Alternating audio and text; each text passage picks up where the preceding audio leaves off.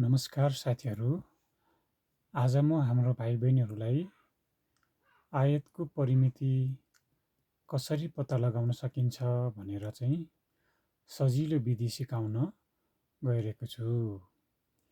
अब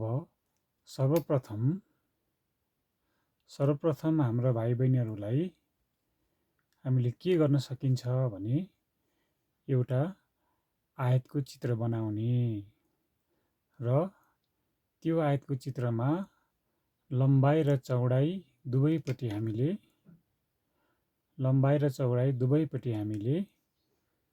कोठा बनाउने।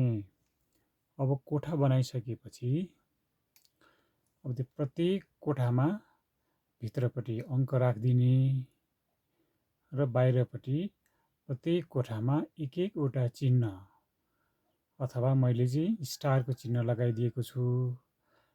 त्यसो गरिसकेपछि अब भाइ बहिनीहरूलाई पालैसँग गन्न लगाउने।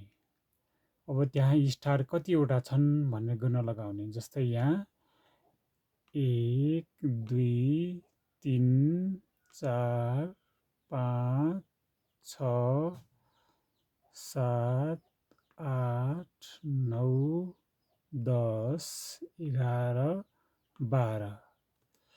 अब 12वटा हामीलाई स्टार्ट भइसकेपछि अब त्यहाँ हामीले त्यसको लम्बाइ पनि 12 सेन्टिमिटर नै हुँदो रहेछ भनेर हामीले बुझाउन सक्छौँ। यसरी हामीले बाहिरी कोठाहरूबाट गनेर त्यहाँबाट हामी सजिलैसँग आयतको परिमिति पत्ता लगाउन सक्छौँ। हस्त, धन्यवाद।